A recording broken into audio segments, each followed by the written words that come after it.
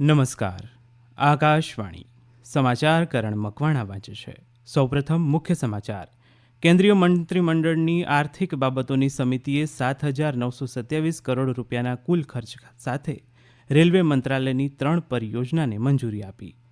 કેન્દ્રીય કેબિનેટે કૃષિ અને ખેડૂત કલ્યાણ મંત્રાલય હેઠળ કુદરતી ખેતી માટે રાષ્ટ્રીય અભિયાન શરૂ કરવાની મંજૂરી આપી. નવી દિલ્હીમાં આજથી 13મી એશિયા પ્રશાંત ક્ષેત્ર માટેના સંયુક્ત રાષ્ટ્ર જીઓસ્પેશિયલ માહિતી વ્યવસ્થાપન સંમેલનનો પ્રારંભ થશે. દેશભરમાં આજે બંધારણ દિવસ અને રાષ્ટ્રીય દૂધ દિવસની ઉજવણી. ભારતીય બાસ્કેટબોલ ટીમે ચેન્નાઈમાં FIBA એશિયા કપ ક્વોલિફાયરમાં કઝાકિસ્તાનને હરાવ્યું. સમાચાર વિગતવાર. કેન્દ્રીય મંત્રીમંડળની આર્થિક બાબતોની સમિતિએ 7,927 કરોડ રૂપિયાના કુલ ખર્ચ સાથે રેલવે મંત્રાલયની 3 પરિયોજનાને મંજૂરી આપી છે, જેમાં 160 કિલોમીટર લાંબી મડમાડ જલગાંવ ચોથી રેલવે લાઇન, 131 કિલોમીટર લાંબી ભૂસાવલ ખંડવા ત્રીજી અને ચોથી રેલવે લાઇન અને 84 કિલોમીટર લાંબી પ્રયાગરાજ માનિકપુર ત્રીજી લાઇનનો સમાવેશ થાય છે. આનાથી વિવિધ પરિયોજનાઓની કામગીરીને સરળ બનાવાશે અને ટ્રાફિક વ્યવસ્થાપનમાં મદદ મળશે. સૌથી વ્યસ્ત વિભાગો પર જરૂરી માળખાકીય વિકાસ કરાશે. કેન્દ્રીય કેબિનેટે અટલ ઇનોવેશન મિશન હેઠળ 31 માર્ચ 2028 સુધીના સમયગાળા માટે 2,750 કરોડ રૂપિયાની ફાળવણીને મંજૂરી આપી છે. આ અંગે વધુ માહિતી અશ્વિની વૈષ્ણવે આપી. जो हमारे दूर दराज के क्षेत्र हैं, जम्मू एंड कश्मीर है, लद्दाख है, नॉर्थ ईस्ट है और एस्पिरेशनल डिस्ट्रिक्ट्स हैं, उन सब में 2,500 नए लैब्स और खोले जाएंगे. इससे और ज्यादा छात्र इससे जुड़ सके. करीब 30 इनोवेशन सेंटर्स बनेंगे जो कि वर्नेकुलर लैंग्वेजेस में हो और इसके लिए डिजिटल टूल्स उपयोग में लाएंगे. આ ઉપરાંત સમિતિએ અરુણાચલ પ્રદેશના શી યોમી જિલ્લામાં હિયો હાઇડ્રો ઇલેક્ટ્રિક પ્રોજેક્ટના નિર્માણ માટે 1,939 કરોડ રૂપિયાના રોકાણને મંજૂરી આપી છે. કેન્દ્રીય કેબિનેટની બેઠક બાદ પત્રકારોને સંબોધન કરતા માહિતી અને ટેકનોલોજી મંત્રીએ જણાવ્યું કે 240 મેગાવોટની સ્થાપિત ક્ષમતા ધરાવતો આ પ્રોજેક્ટ 1,000 મિલિયન યુનિટ ઉર્જાનું ઉત્પાદન કરશે. અન્ય એક નિર્ણય હેઠળ કેબિનેટની સમિતિએ આવકવેરા વિભાગના પાન 2.0 પ્રોજેક્ટ માટે પણ મંજૂરી આપી છે. આ પ્રોજેક્ટ માટે 1,435 કરોડ રૂપિયાની ફાળવણી કરાઈ છે. કેન્દ્રીય કેબિનેટની બેઠક બાદ પત્રકારોને માહિતી આપતા મંત્રી અશ્વિની વૈષ્ણવે જણાવ્યું કે હાલની સિસ્ટમને સંપૂર્ણ રીતે અપગ્રેડ કરવામાં આવશે અને આ એક એકીકૃત પોર્ટલ હશે. કેન્દ્રીય કેબિનેટે કૃષિ અને ખેડૂત કલ્યાણ મંત્રાલય હેઠળ કુદરતી ખેતી માટે રાષ્ટ્રીય મિશનની શરૂ કરવાની જાહેરાત કરી છે. આ માટે 2,481 કરોડ રૂપિયાની ફાળવણી કરાઈ છે. કેબિનેટની બેઠક બાદ મીડિયાને માહિતી આપતા માહિતી અને પ્રસારણ મંત્રી અશ્વિની વૈષ્ણવે જણાવ્યું કે આ મિશનનો હેતુ રાસાયણિક મુક્ત અને ટકાઉ ખેતી માટે કુદરતી ખેતીને પુનર્જીવિત કરવાનો છે. શ્રી વૈષ્ણવે જણાવ્યું કે કુદરતી ખેતી પર રાષ્ટ્રીય મિશન હેઠળ 1 કરોડ ખેડૂતોને આવરી લેવામાં આવશે. કેન્દ્રીય કેબિનેટે એક સરળ અને સંપૂર્ણ ડિજિટલ પ્રક્રિયા દ્વારા વિદ્વતાપૂર્ણ સંશોધન લેખો અને જર્નલના પ્રકાશન માટે દેશવ્યાપી એક્સેસ પ્રદાન કરવા માટે એક નવી કેન્દ્રીય ક્ષેત્રની યોજના વન નેશન વન સબસ્ક્રિપ્શનને પણ મંજૂરી આપી છે.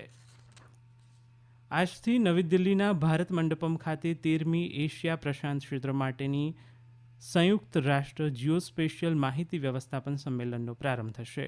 આ 4 દિવસીય સંમેલનમાં ભારતના 120 પ્રતિનિધિઓની સાથે 30 દેશોના 90 પ્રતિનિધિઓ ભાગ લેશે.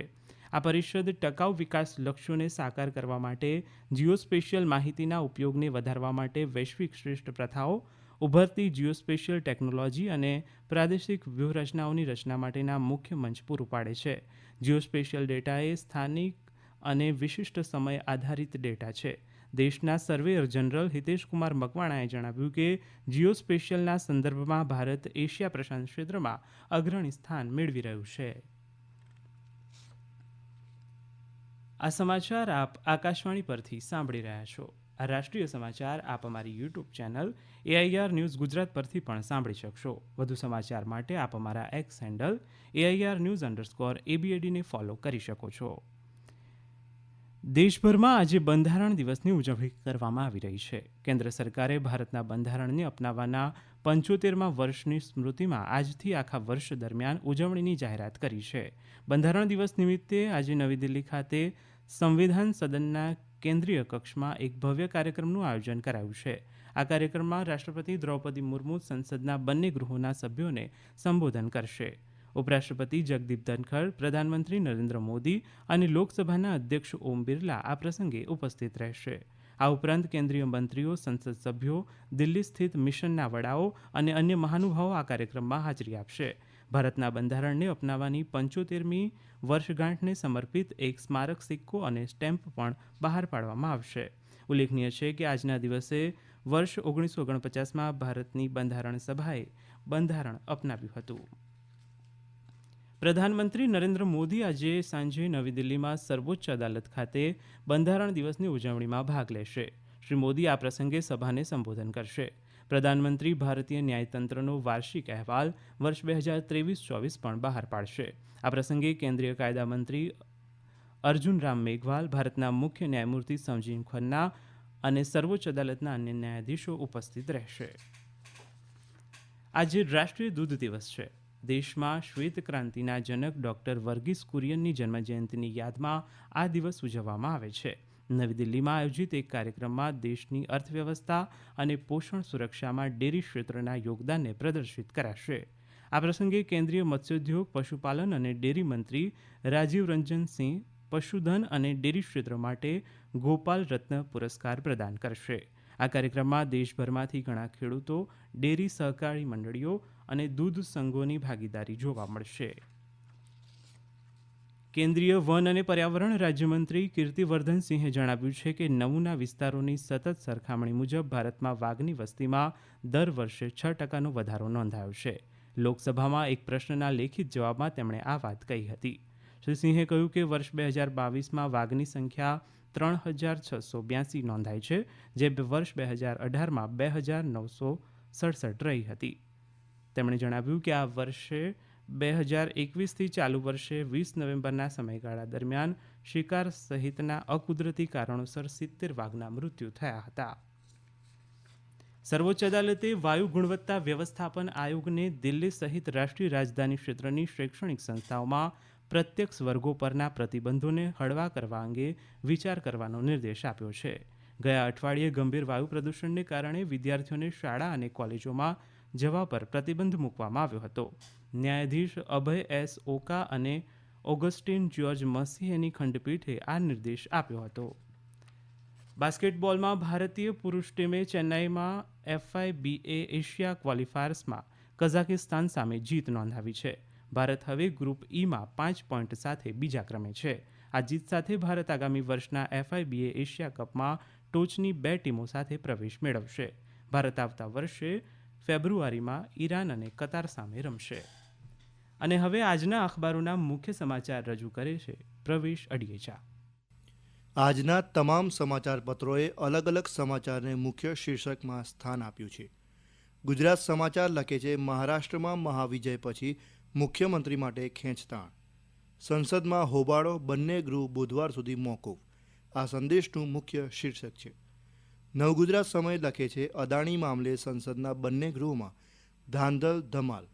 તો ફૂલ છાબે આંદમાનના સમુદ્રમાંથી 5.5 ટન ડ્રગ્સ બરામદને મુખ્ય શીર્ષક બનાવ્યું છે. મેં ભારત કા સંવિધાન હું. આ રાજસ્થાન પત્રિકાનું મુખ્ય શીર્ષક છે. દિવ્ય ભાસ્કર મુખ્ય શીર્ષકમાં લખે છે, ACB ચીફ શમશેરસિંહ દિલ્હી જશે, BSFમાંથી પિયુષ પટેલ આવશે, DIG બનેલા શ્વેતા રાયની પ્રતીક્ષા પૂરી થશે. ગુજરાતનો એક અહેવાલ છે, કેબિનેટની રૂપિયા 7,927 કરોડના ખર્ચે 3 મલ્ટી ટ્રેકિંગ રેલવે પ્રોજેક્ટને મંજૂરી. 47 વર્ષ પછી ભારતે ઓસ્ટ્રેલિયાને તેમના જ દેશમાં પછાડ્યું. આ સમાચાર સંદેશે પહેલા પાના પર તસવીર સાથે લીધા છે. અંતમાં મુખ્ય સમાચાર ફરી એકવાર. કેન્દ્રીય મંત્રીમંડળની આર્થિક બાબતોની સમિતિએ 7,927 કરોડ રૂપિયાના કુલ ખર્ચ સાથે રેલવે મંત્રાલયની 3 પરિયોજનાને મંજૂરી આપી. કેન્દ્રીય કેબિનેટે કૃષિ અને ખેડૂત કલ્યાણ મંત્રાલય હેઠળ કુદરતી ખેતી માટે રાષ્ટ્રીય અભિયાન શરૂ કરવાની મંજૂરી આપી. દેશભરમાં આજે બંધારણ દિવસ અને રાષ્ટ્રીય દૂધ દિવસની ઉજવણી. આકાશવાણી પરથી સમાચાર પૂરા થયા.